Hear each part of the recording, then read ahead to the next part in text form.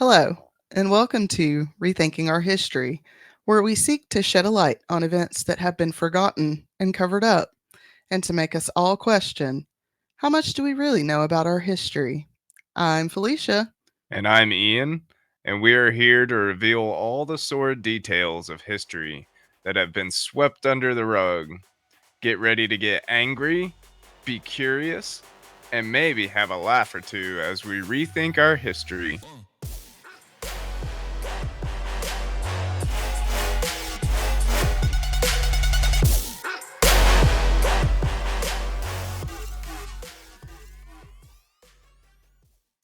Hello, friends. Hey guys. Thanks for joining us for another lesson, number 35. How's my hair look?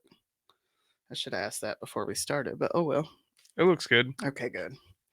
I want to start out by saying thank you to everybody who reached out after my brother passed away.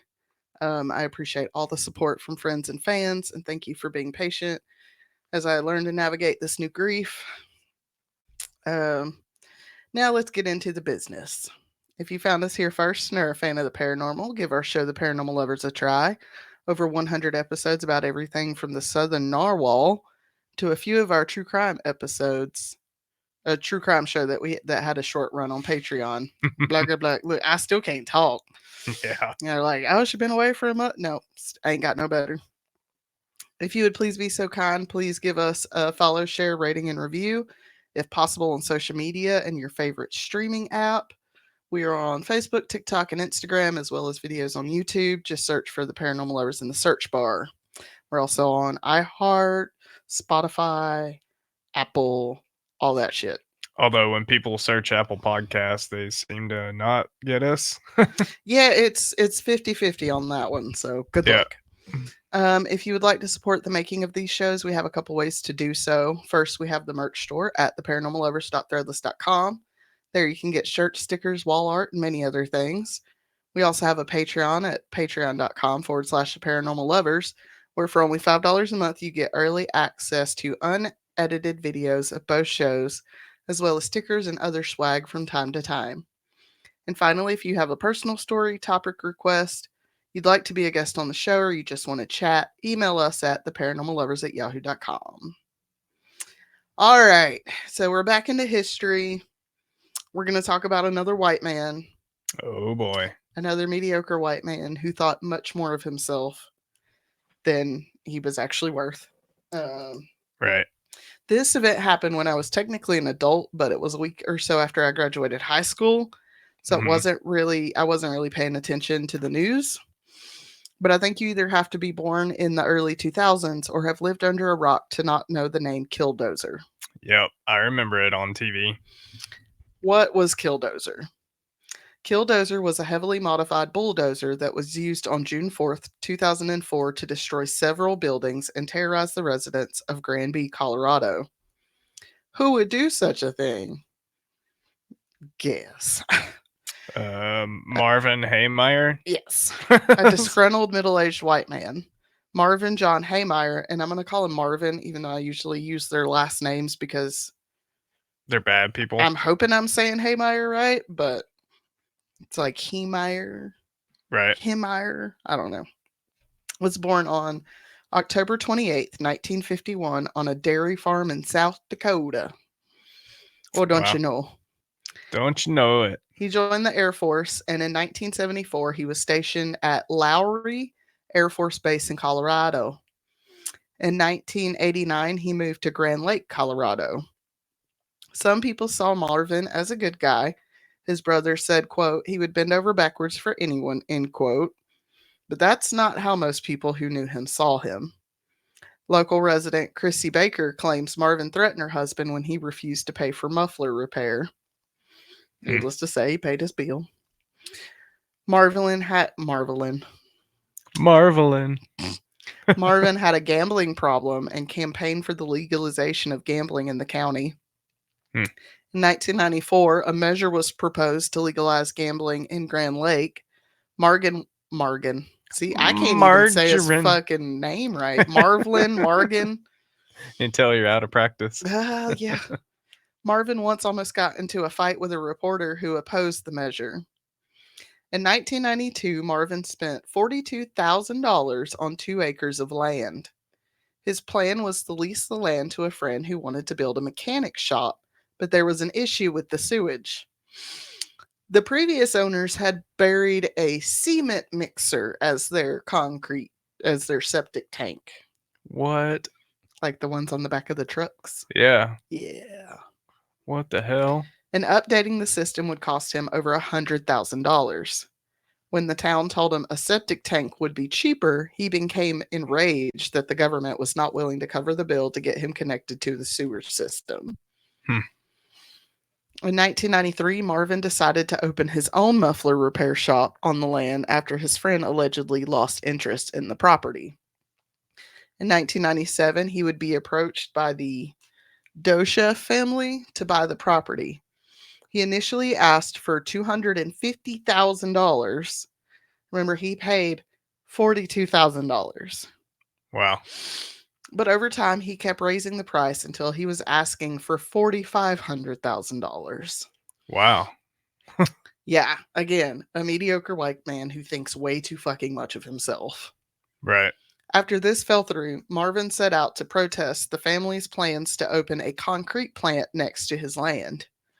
He was initially successful getting the town to back him, but the family was able to make safety plans, and soon the town was backing the Dochev family. Dochev.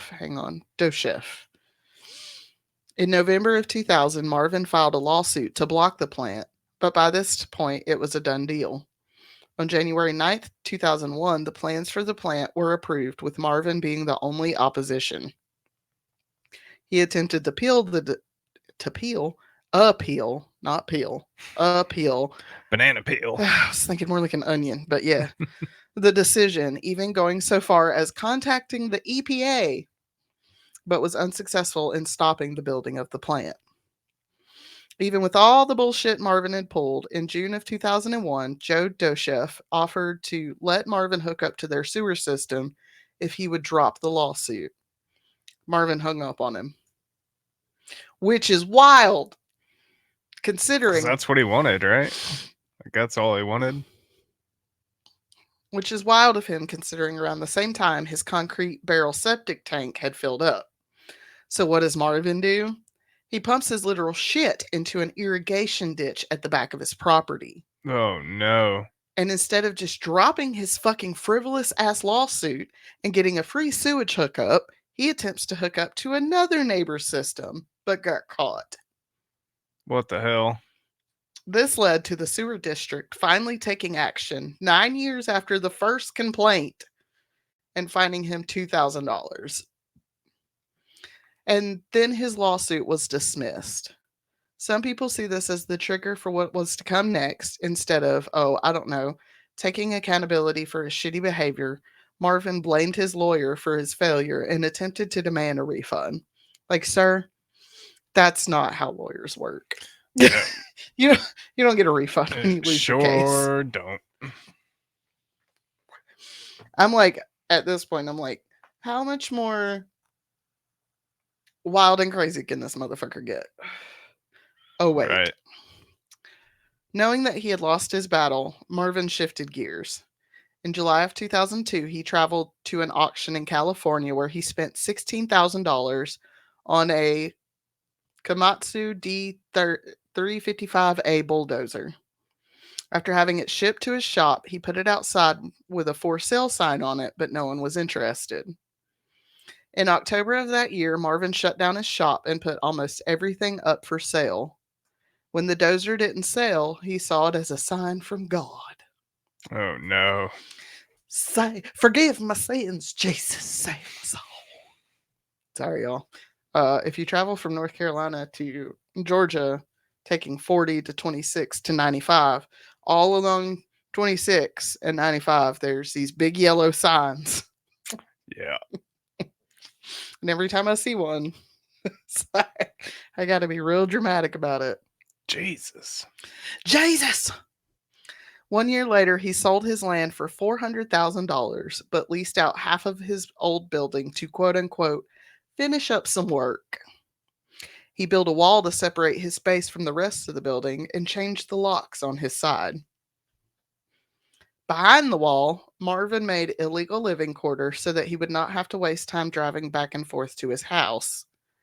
During this time, Marvin had told many people his plans, but none of them took him seriously.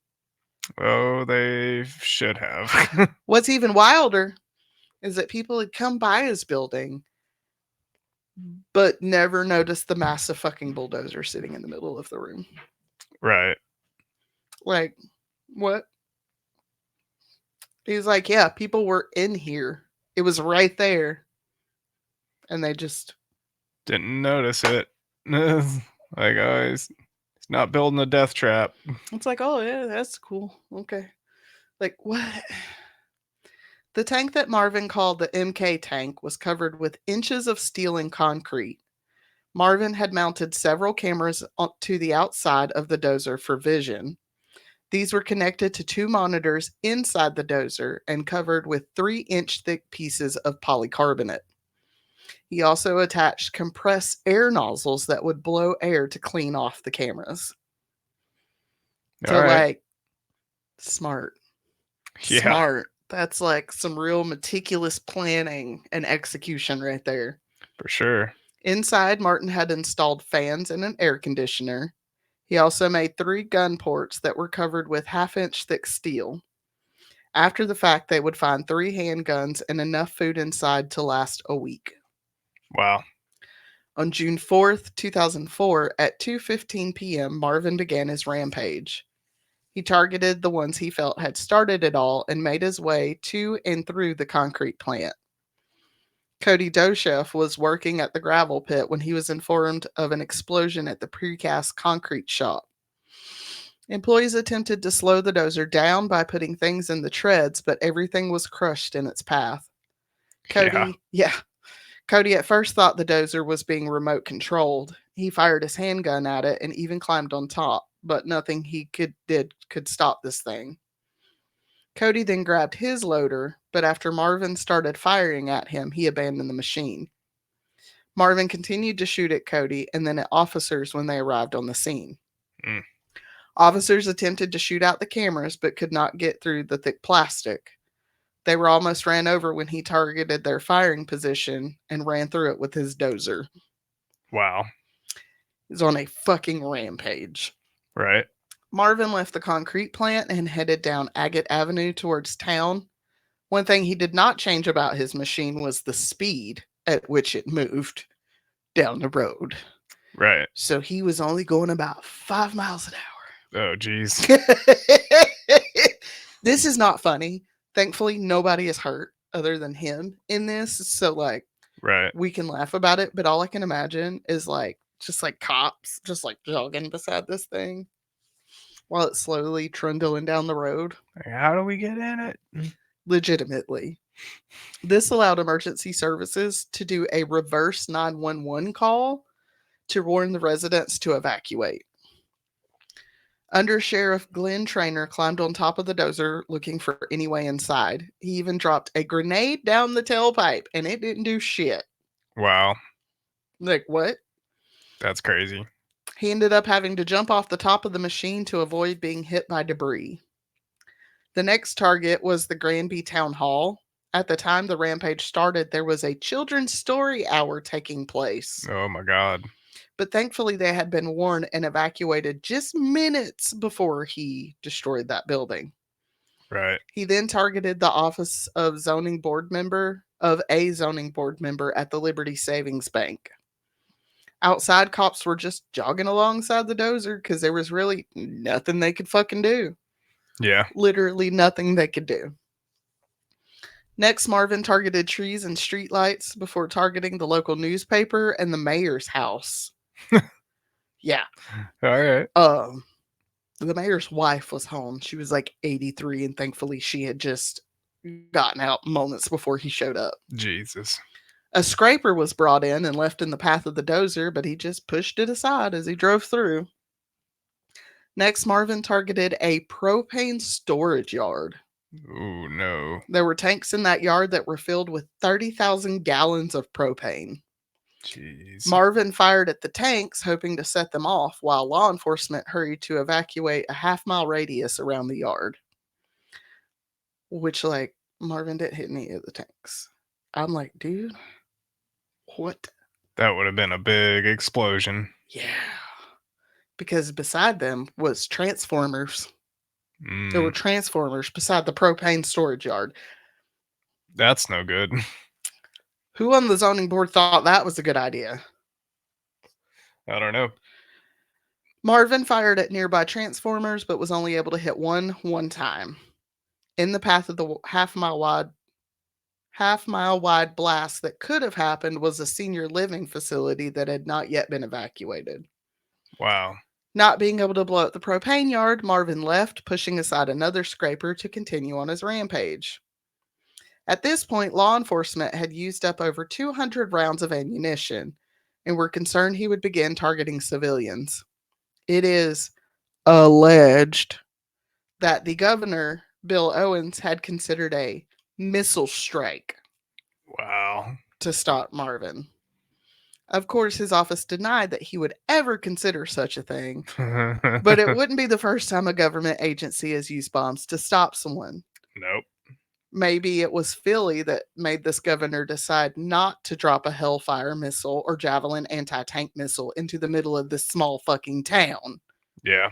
If fertilizer bombs dropped from a helicopter can burn down 2 blocks, there would be nothing of the small town left after a missile strike. Right. But they never did that. It was alleged. It was alleged. They would never consider doing something like that. Mm-hmm. Marvin's reign of terror came to an end when he targeted the Gamble's store, owned by a supporter of the concrete plant. As he made his way through the building, another scraper was brought in and placed behind him. Not knowing that there was a small basement in this building, Marvin decided he would just go through. Oh no. One of the treads dropped into the small room, and Marvin was unable to get it out. Being stuck with radiator damage and a leaking engine, Marvin knew his run had come to an end. At 4:30 p.m., a SWAT member reported hearing a single gunshot from inside the dozer. It would still take 9 hours for them to get into the machine. Wow. They used explosives 3 different times before they finally went and got an oxyacetylene cutting torch to get their way inside. Overall, Marvin's reign of terror lasted 2 hours and 7 minutes. Dang. I cannot imagine how long that had to feel to the residents of that small town. Right. He terrorized his town, adults, kids, and the elderly for over 2 hours. The total damage done was worth over $7 million. $2 million of that was done to the concrete plant, which was underinsured and received a payout of only $700,000. And Hmm. I said, how the fuck are you underinsured for a crazy man destroying your plant with a bulldozer? How do you fuck do you insure for that? I don't know. Like, what is that on the insurance form? Domestic terrorism? Like, how the fuck do you insure for that? Insurance is a fraud. For sure. Some people try to say Marvin look Some people try to make Marvin look good by saying he didn't hurt anyone, some saying he went out of his way to not hurt people. But other people, myself included, call bullshit on that. Right. Cody Dochef said it best, quote, if Heemeyer truly didn't want to hurt anyone, he would have plundered the center of town on the weekend when most businesses would have been empty, end quote. Yeah. The sheriff also stated the fact that no one was hurt was not due to Marvin's intentions, but due to luck. And I'd go further and say it wasn't luck, but the determination of law enforcement, emergency responders, and the local residents. Yeah. But that doesn't stop some people from seeing him as a martyr. Right. Local reporter Patrick Brower was almost killed who was almost killed in the attack, claims he received threats and insults over the way he portrayed Marvin as some kind of hero. Although Marvin spent most of his time working on the dozer, when his house in Grand Lake was searched, investigators found a treasure trove of evidence. Plans for the modified dozer were found on his computer, as well as a handwritten list of 107 names. Mm. This was a list of people, places, and organizations Marvin had felt had wronged him in some way, whether they supported the plant, opposed gambling, or complained about his literal shit he was pumping into the fucking ditch. Right. He even had the Catholic Church on there. You know what his gripe with the Catholic Church was? What was that? They were Catholic. All right. There were random notes around his house about the different complaints he had with different people. They also found ramblings about how God had ordained him for this quote unquote mission, and it was his right to take vengeance on all those who had wronged him. He also made 3 audio tapes lasting around 2.5 hours. Why do these fuckers love to record themselves spewing bullshit? Well, I don't know. He had mailed the tapes to his brother the day of the attack, who turned them over to the FBI, who turned them over to the Grand County Sheriff. Even his brother was like, nope. Yeah. He also talked quite a bit about being a patriot in those tapes, leading some people to believe he might have been in the larger national patriot movement. And nobody really knows why the name Killdozer stuck. It may have been in reference to, I believe it was like a 1970s movie by the same name, Right. but nobody but Marvin was killed. Like, Yeah. nobody died but Marvin. So Killdozer's kind of like, meh. Self Killdozer. Yeah, right. Suicide Dozer. Um, Yeah. so what do you think about Marvin Heemeyer and the Killdozer incident, Bill? That's crazy. Yeah, I remember it happening. I want to say I watched a live stream of it whenever it was happening, but I don't know. This was like 2004. yeah, I don't know. We didn't really have cell phones as much back then. no, So, or well, we had the Nokia bricks back then, which like bring those back, cause them motherfuckers. nope. We had TV, Yeah. and like So, if you didn't catch it while it was happening, you didn't catch it. right, you're lucky if somebody caught it on camera and you could see it later. Yeah, I But definitely remember seeing it on TV though. like, Like, I vaguely remember hearing about it. yeah. But again, I had just graduated high school a week before. When did OJ happen? I remember watching I it was live on young. TV. I was young when OJ happened. I don't really remember. I do vividly remember seeing his Bronco Right. doing a 35-mile-an-hour chase down the interstate, though. They have a Like, really, OJ? Planeswalker magic card that's Killdozer. Oh my god. Yeah. Pretty sure you can get a magic card for anything. Probably. Because I've like looked on Etsy Mm-hmm. and you can get a magic card, a Yu-Gi-Oh style card, Pokemon style card, anybody's picture on it, like any stats you want on it. Like, Yeah. it's cute. One of my friends at work, his daughter gave him a Pokemon card for like the best dad. Oh, Yeah. that's cute. For Father's Day. That's cute. I looked at It those. it made him into a Pokemon. Yeah. Yeah. All right, folks. Well, we hope you enjoyed this episode. If a mediocre white man tells you that they're going to attack someone, please believe them Yeah, and tell someone. for sure. Like, people are becoming so unhinged. They may not just be blowing off steam. Right. In this day and age, see something, say something, folks. For sure. Well, we hope you guys enjoyed this one, and we will see you guys next week. Bye, guys. Love you. Bye. Love you.